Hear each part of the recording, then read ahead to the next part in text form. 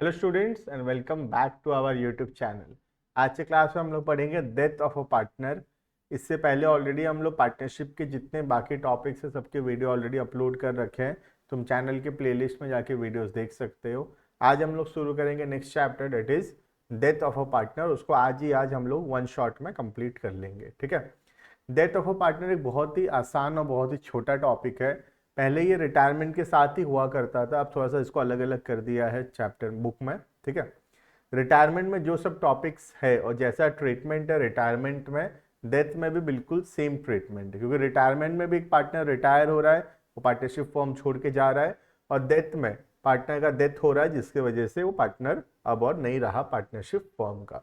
तो दोनों ही केसेस में वो पार्टनर अब और पार्टनरशिप फर्म का हिस्सा नहीं है।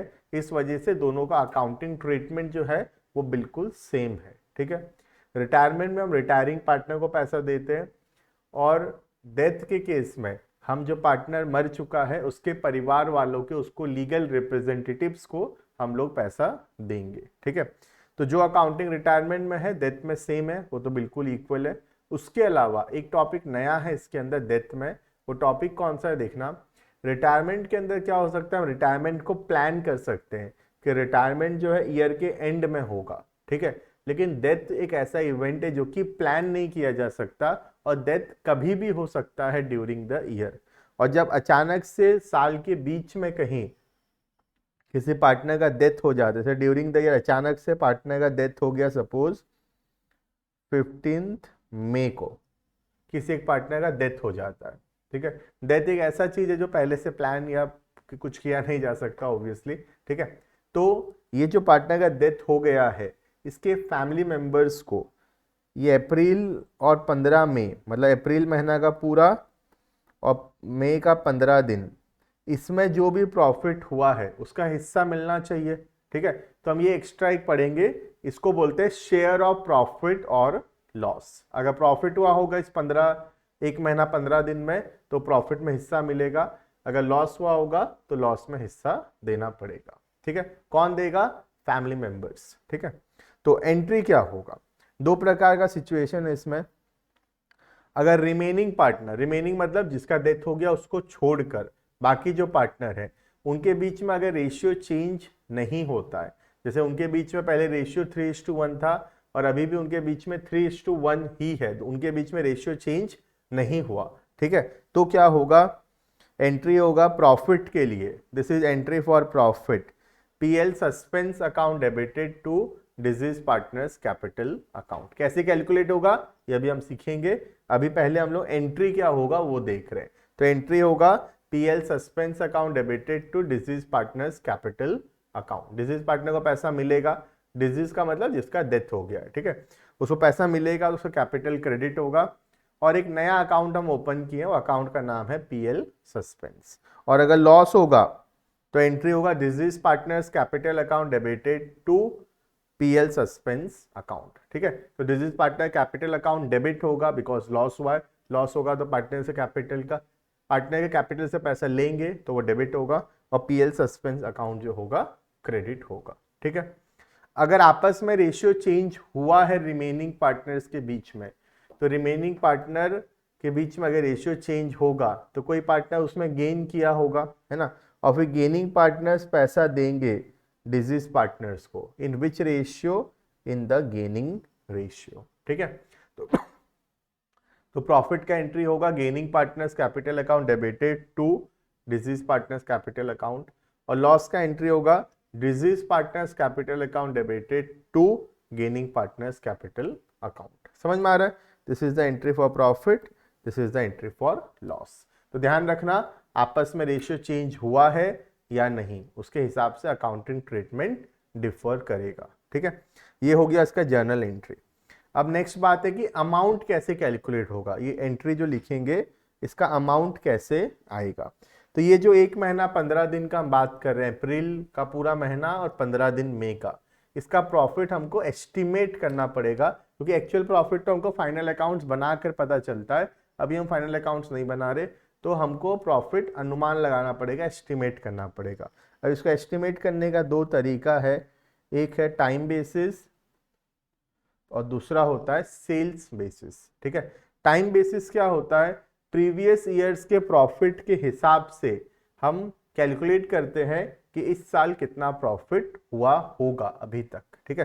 जैसे कि फॉर एग्जांपल प्रीवियस ईयर्स में प्रॉफिट हुआ था 1,20,000, ठीक है, और इस साल जो पार्टनर रहे हैं, हम रहे हैं 1.5 मंथ्स के लिए पार्टनर।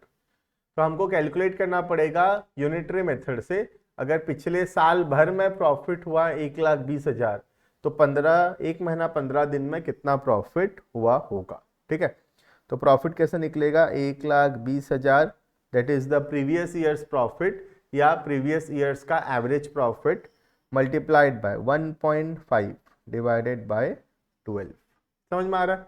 तो ये 1.5 महीना का प्रॉफिट आ जाएगा 15,000, 15,000 आ जाएगा पिछले 1.5 महीना का प्रॉफिट, ठीक है। अब जो डिजीज पार्टनर है हम उसका हिस्सा निकाल लेंगे। डिजीज पार्टनर का 15,000 टोटल फर्म का प्रॉफिट है, उसमें उस पार्टनर का हम शेयर को मल्टीप्लाई करेंगे तो आ जाएगा हमारा डिजीज पार्टनर्स का प्रॉफिट का हिस्सा।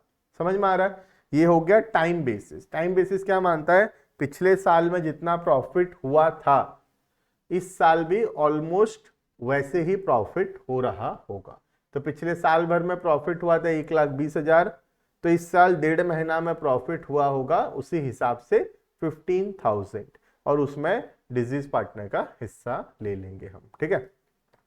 तो टाइम बेसिस में एक हिडन एजम्पशन है। वो एजम्पशन ये है कि प्रॉफिट यूनिफॉर्मली होता है through out the year.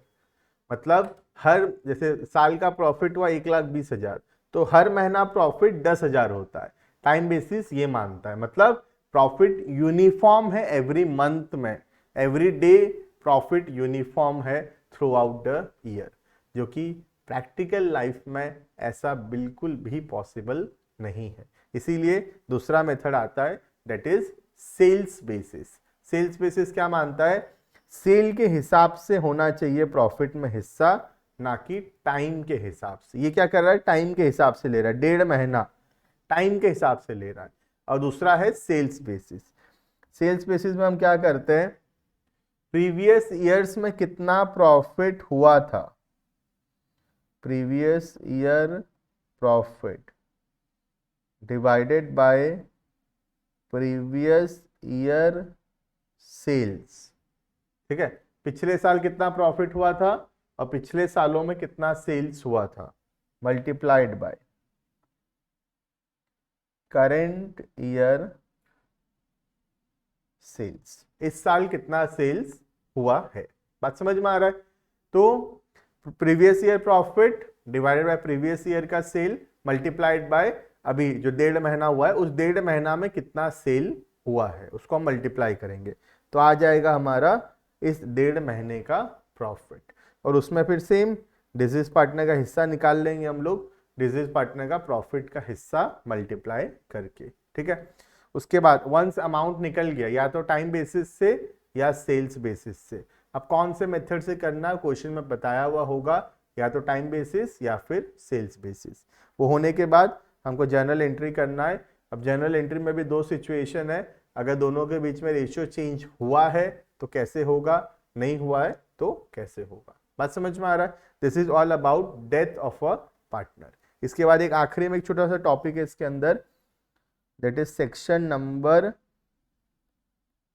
37 of the Indian partnership act, जो ये बोलता है कि अगर डेथ जिसका हुआ है पार्टनर का, उसके परिवार वालों का जो पैसा है उसको हम लोग जल्दी से नहीं चुकाते हैं तो हम लोगों को हो सकता है कुछ एक्स्ट्रा पैसा देना पड़े। और वो कितना देना पड़ सकता है, पहला इंटरेस्ट देना पड़ सकता है at the rate of 6% per annum, या फिर जो उस टाइम में प्रॉफिट हुआ होगा उस प्रॉफिट में हिस्सा देना पड़ेगा।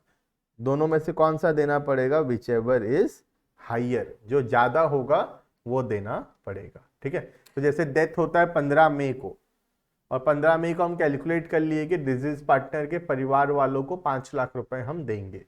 अब सपोज हम 3 महीना 4 महीना 6 महीना तक पैसा नहीं दे रहे हैं तो उनके पास अधिकार है कि वो लोग 6% इंटरेस्ट लेंगे हमसे, प्लस ऐसा भी हो सकता है कि प्रॉफिट में हिस्सा हमसे मांग ले, दोनों नहीं मांग सकते, दोनों में से जो हायर होगा वो क्लेम कर सकते हैं। बात समझ में आ रहा है? This is section number 37 of the Indian partnership act 1932। ठीक है, this is all about the chapter death of a partner. बहुत ही छोटा टॉपिक है, बहुत ही कम समय में हम इसको रिवाइज किए।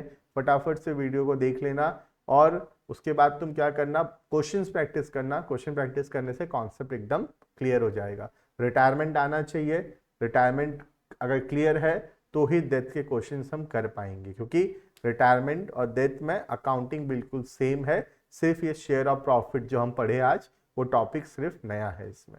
ठीक है, चलो तो मिलते हैं नेक्स्ट वीडियो में एक नया वन शॉट का सीरीज लेकर, बाकी नेक्स्ट क्लास में। Thank you and bye bye.